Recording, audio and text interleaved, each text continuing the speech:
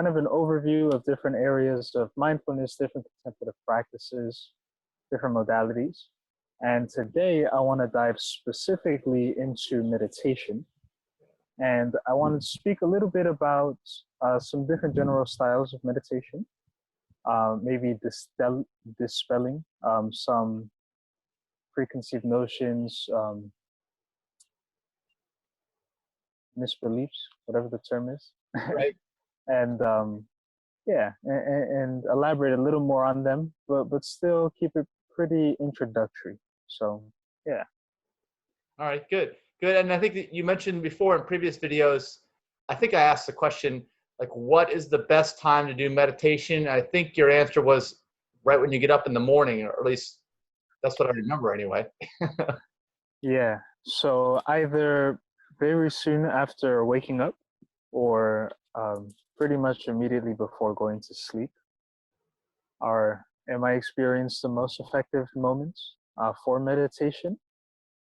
And as we speak and explain some of these different styles of meditation, we'll be able to see, where, in listening to all these different styles, one will be able to experiment for themselves and then get a better idea of, what might resonate for them and where might be a better time to do different meditations.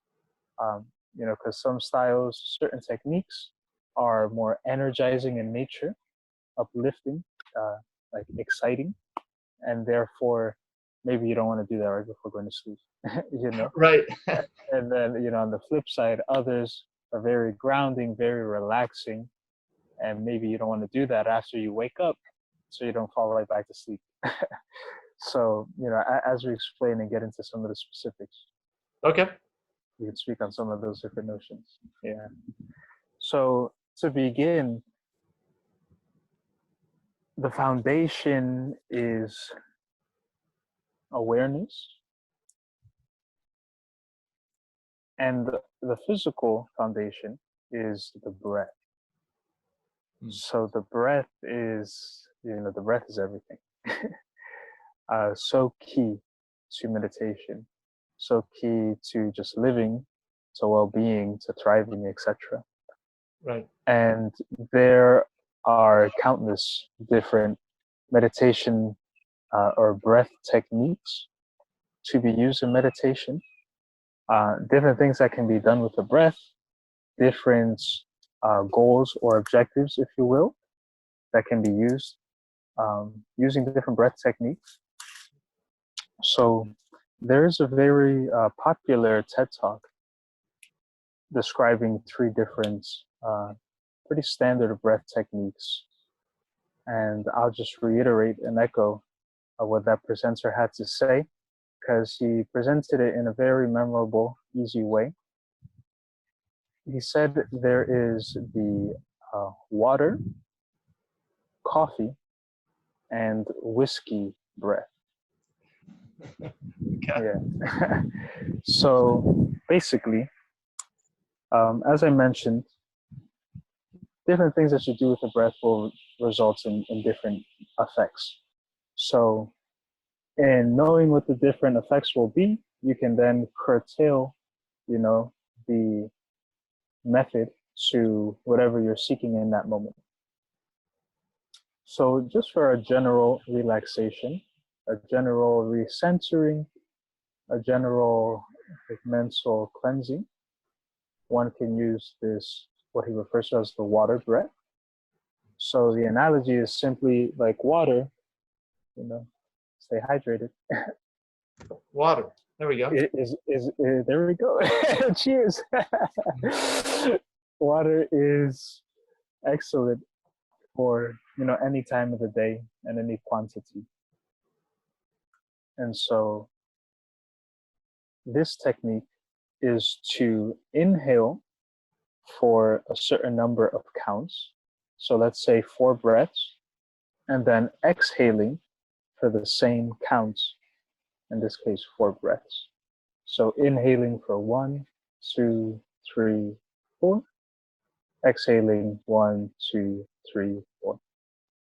And as I mentioned before, that's just a general centering, rebalancing, mental cleansing, bringing you into the present moment.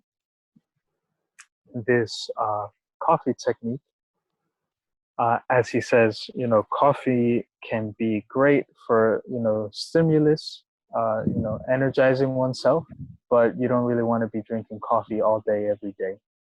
Right. Caffeine. No. Yeah. Yeah, indeed. Not before bed So, either.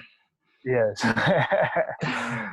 So, for those who have taken yoga classes or done different practices related, similar, um, they might know the breath of fire, as it's referred to as. So, this refers to taking very rapid and quick exhalations and allowing the inhalations to do themselves. And in doing this, it is very stimulating, but it is cautioned to not overdo this because,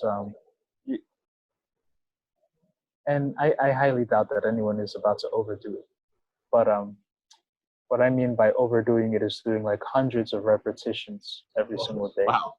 Yeah, yeah, And there'd that be could be fast to be something very yeah. almost get your heart rate up, I guess, the way you're describing it. Yes, absolutely. So, to demonstrate a little bit and just focusing on the exhale, I hope snot doesn't fly out of my nose.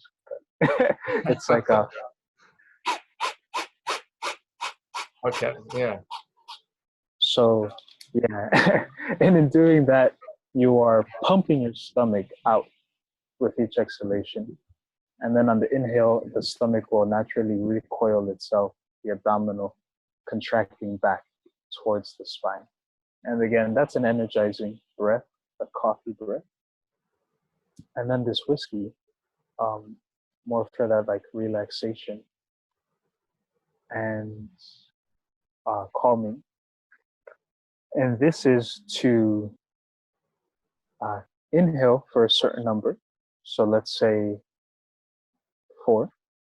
And then to exhale longer. So let's say 6. So inhaling 1, 2, 3, 4. And then slower exhale, longer exhale. 1, 2, 3, 4, 5, 6. So for these techniques, so that they serve a different purpose. Say Yes, for the coffee would be when you're feeling maybe a little lethargic, you'd want to do that, I'm guessing. And then absolutely. the whiskey when you're feeling a little too overactive, you Yeah. use that technique. Okay. So, for example, let's say I'm a little scatterbrained in the middle of the day. Water might be great for me. So, just the same number of inhales, same number of exhales to recenter myself. But let's say I'm starting the day, I'm just waking up, and I'm not so much of a morning person, then the coffee breath, might be great. And you can either do that for a certain number of counts. So generally like 30, 60, 90 is done, or a certain amount of time. So maybe 30 seconds or 1 minute. Also, as you mentioned, if it's the middle of the day, you're a little lethargic, this is a great technique to use.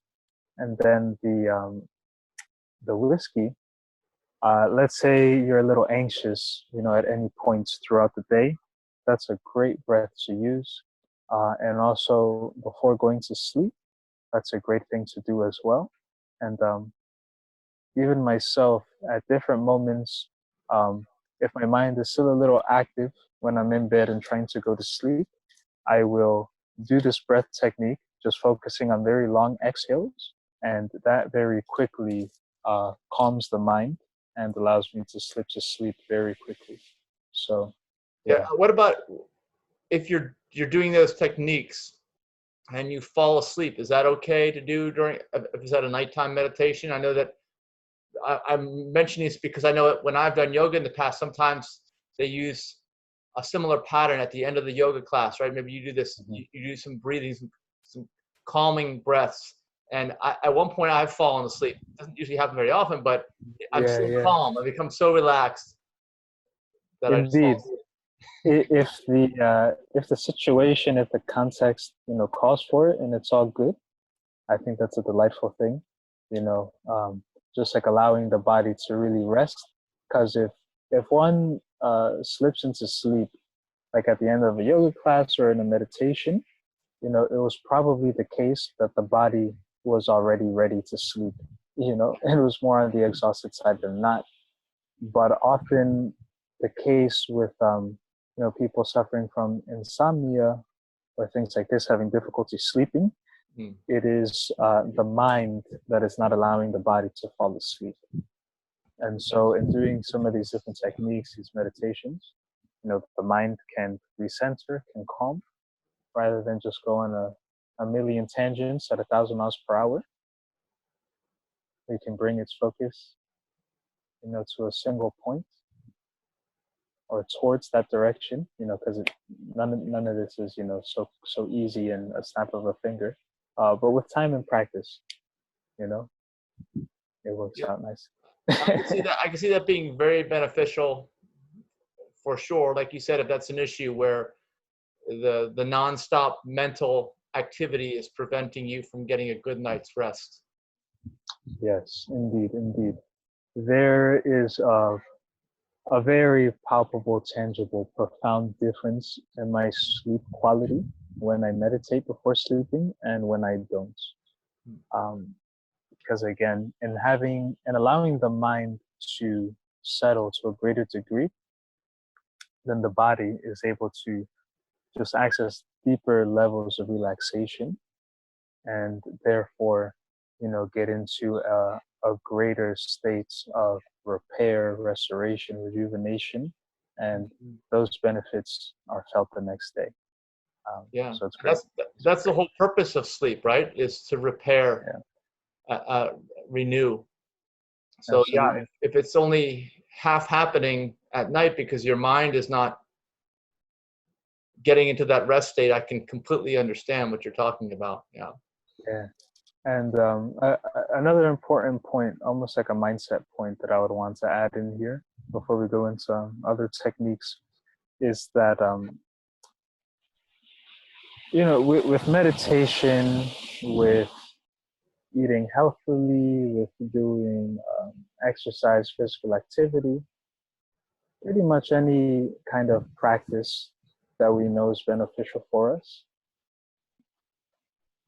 there's often resistance, a reluctance, Right. a sense of laziness, and a perspective I learned once upon a time has been tremendous in helping me make progress in productive, pursuits that I've had.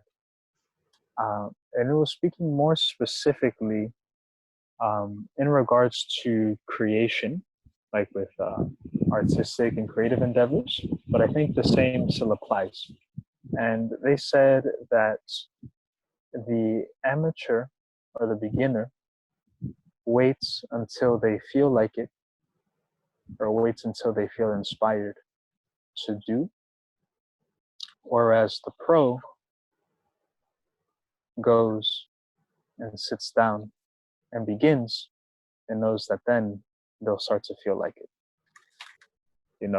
and so Right. that is to say that if just beginning out in this meditation journey and some of these different modalities, knowing that the resistance is assured, it's like a guarantee.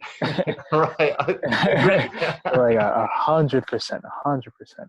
And just knowing that once you get into it a little bit, and even in the first session, your experience will change. The experience will transition and not stay static. I think that's another a half tangent, zooming out once again, that that's often a source of a lot of emotional and mental distress, is believing that one's current state is going to be perpetually forevermore. It's like I can have let's say a bad day, be a little on the sadder side, and then the mind slipping outside of the present into the future, I'm, whether consciously or unconsciously, projecting that the rest of my life is going to be like this. I'm never going to be happy again. And yeah, the same thing with these practices. Like, oh, this is so hard. This is going to be hard for the rest of my life. Right. It's not worth it. It's so hard. Well, it's a self-fulfilling prophecy, right? And it works both ways. So Absolutely. you either don't ever try techniques like this and you just become a victim, or you're just reactionary to all the stimuli that's hitting you, or you work on some self-discipline. I suppose this is a form of self-discipline where you are controlling at least partially the environment that you're living in to the extent that you can. Absolutely. And with that, before we transition to the next technique, is an expression that I love a lot, a concept, if you will, which is self-discipline. Say that again? Self-discipline. So rather than bliss. And with this, it's just a shift, a mental little pivot that allows one to see the upliftment and the the beauty that can be had through commitment and consistency. Because truly, if somehow I was able to get a preview experience for my present internal state years ago, before meditation, or let's say earlier in my journey, when I I knew a little bit about meditation, but I was very erratic with it, not very consistent whatsoever. If I was able to get that preview to the actual benefits and experience that, then absolutely I would have committed, just like gone through with it and be done with it and progressed. But and not having that, it's simply not available with anything that we do. It's a matter of faith, I suppose. Yeah, is there any way for people to get, is there any way for them to get a preview of that experience?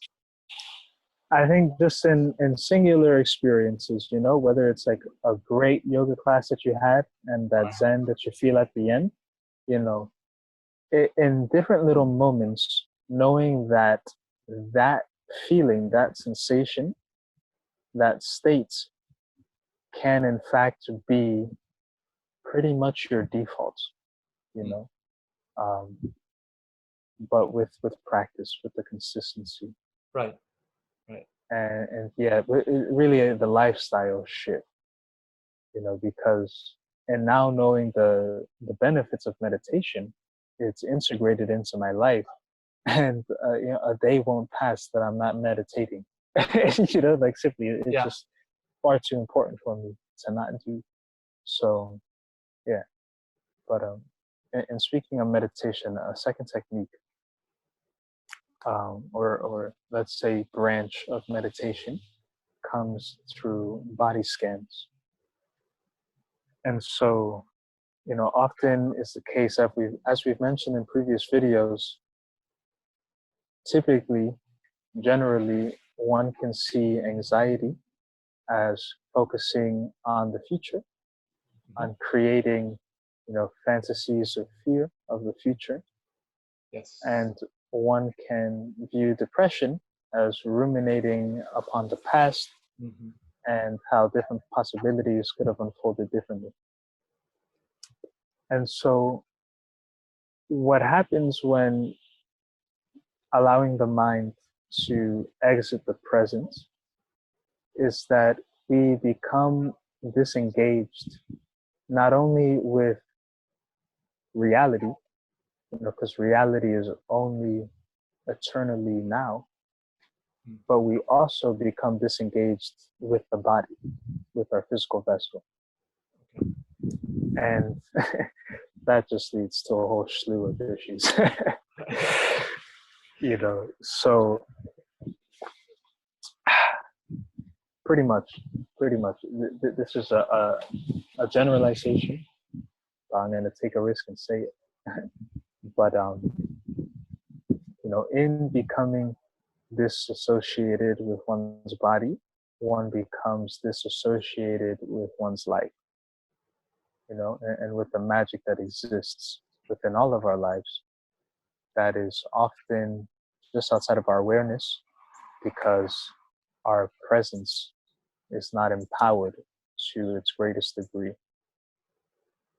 And so with body scan techniques, we're essentially focusing on different areas of the body, whether general areas or more subtle spaces, and typically going in a direction.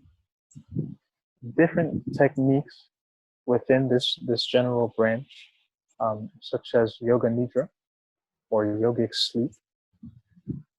It is different than just a general body scan because it has different components depending on the specific yoga nidra. But that is to say, sometimes you can go from side to side, left to right, up and down, all around, so within, so without. But in doing this, one is connecting back to the body, becoming aware of one's sensations, possibly one's feelings, emotional state. And in doing so, in observing present sensations, one is connecting back to the present, anchoring back down, reeling in the mind once again that has perhaps gone off into non-existent places and spaces, aka the past and the future. A reset.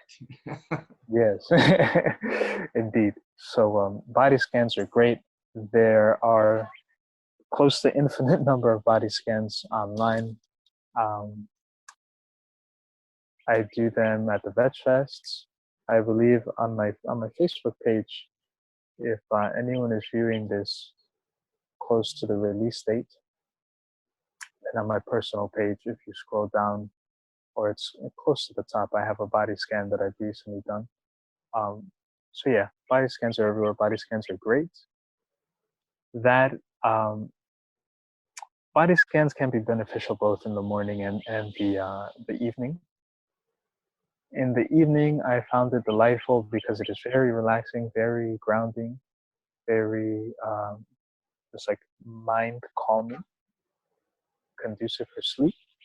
And then in the morning too, if my brain is already very sporadic and going in a million different directions, then in doing a body scan, I can recenter, reground, and then move more effectively throughout my day. How long do these take, the body scans? So definitely dependent. Body scans can be done in seconds. Right. A standard meditation might be, I don't know, anywhere from like 5 to 15, 20 minutes. But then some more extended ones like these yoga nidras can go up an hour plus or 30 minutes. So really body scans, any increment of time that you have, you can find the delightful practice for you. So yeah. Okay. Indeed. And furthermore, the final little meditation technique that I want to touch on is referred to as Metta Meditation. That's METTA, also known as loving kindness. So with the loving kindness Metta Meditation, we are focusing on sending love and holding gratitude for different parties, for different people. So generally, to kind of like speak through it more succinctly and quickly, it would be something to the effect of cultivating or reflecting upon myself, perhaps focusing on aspects of myself that I'm grateful for, sending love to myself, then perhaps reflecting upon somebody close to me, somebody that I love and appreciate, holding gratitude for them, sending them love, and then perhaps a stranger, an acquaintance that I've interacted with recently or that I know of, the same process with them. certain metta meditations. This is tremendously powerful, this next aspect, and more so for forgiveness and the transformative power that comes from it. Right. But then doing it for somebody that I'm not too fond of, Right. you know. Yeah, You that's what you have know? for forgiveness. It always involves Yeah, that. yeah, indeed. So, whether that's whoever, and then yeah, same deal of reflecting upon them, perhaps having gratitude for some aspect or component of them, and then also sending them love. And then it just expands from there, whether it's your own community, your own city, nation, the world, the cosmos. And with the metta meditation, it's very powerful because really at the end of the day, love is the name of the game. Love is love. I need not explain love. and Yeah. so and so consciously connecting to love, with love, for love, sending love, love is cultivated to a far greater degree than if we just go about our days not giving it as much attention. And I don't know about the specifics. This is speaking outside of my area of expertise, but I do believe that it has been studied and proven that cultivating gratitude and love through these meditations does change the brain. I agree with that. And one of the things you brought up earlier about forgiveness, I think I've recognized that for a long time as something that is really beneficial to the person that does the forgiving. That's the real benefit, right? Because otherwise you're carrying this weight of unlove, the exact opposite of what you want to be cultivating, and carrying that around is a huge burden for sure. Yes. There is I believe it is a Buddhist saying that says pretty much like holding on to anger, to hate, to resentment for another is as if drinking poison and expecting another, to become ill from it. Right, it doesn't work. Yeah. Or like holding a hot coal and expecting another to burn, so yeah, certainly forgiveness can be a tricky thing, but in addition to forgiveness, I don't know how much time we have, We but have like another minute or so. okay, so I'll close up with this, one of my favorites, Ho'oponopono, an ancient Hawaiian affirmation system used for forgiveness, self-reconciliation, 4 statements: I love you, I'm sorry, please forgive me, thank you.